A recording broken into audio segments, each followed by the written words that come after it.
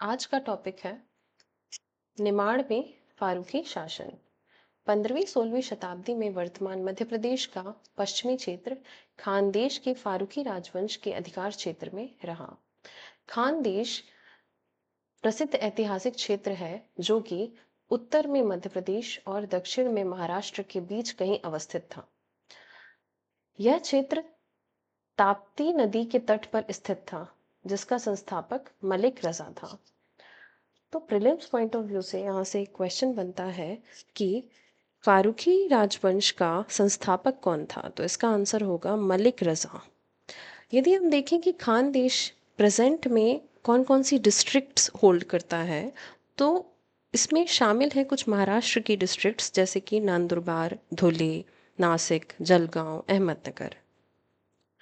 आगे हम यदि बात करें तो उस समय असीरगढ़ पर आसा अहीर नामक राजा शासन करता था, जिसने मलिक रजा का स्वामित्व स्वीकार कर लिया था। 1398 ईस्वी में मलिक रजा ने दिल्ली सल्तनत से स्वयं को स्वतंत्र घोषित कर दिया और अपने पुत्र नासिर का विवाह मालवा के प्रथम गौरी शासक दिलावर खान की पुत्री के साथ किया।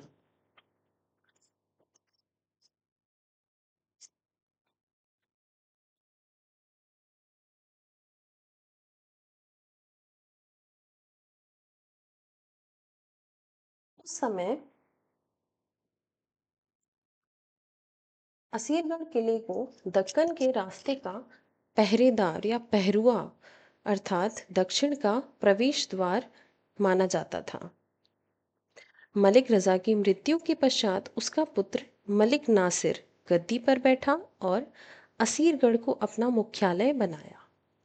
अपने धर्मगुरु संत जैनुद्दीन की सलाह पर उसने ताप्ती नदी के दोनों तटों पर जैनाबाद और बुरहानपुर की स्थापना की।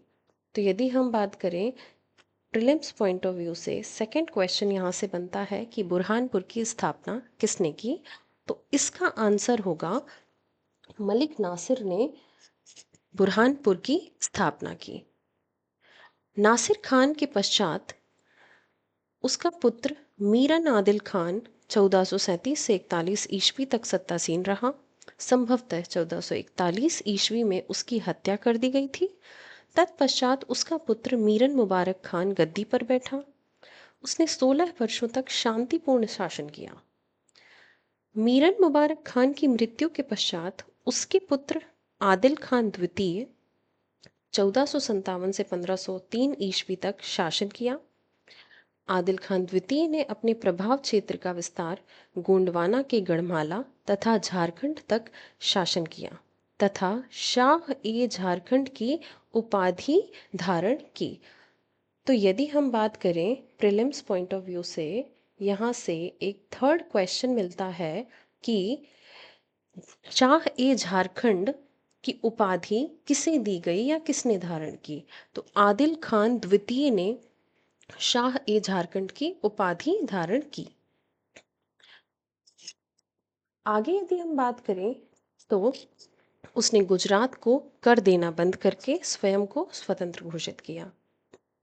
उसके संरक्षण में राज्य में उत्तम वस्त्रों के निर्माण में, व्यापार तथा कृषि में विस्तार हुआ। 1503 ईस्वी में खानदेश के इस सफल शासक की मृत्यु हो गई। उसके पश्चात इस वंश के शासक क्रमशः दाऊद खां, गजनी खां, आदिल खां तृतीय, मीर मोहम्मद शाह तथा मुबारक खां द्वितीय हुए।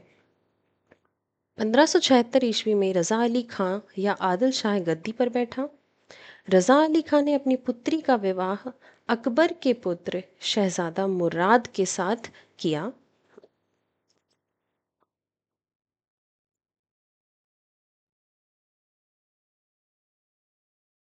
और खुद का विवाह उसने अबुल फजल की बहन के साथ किया।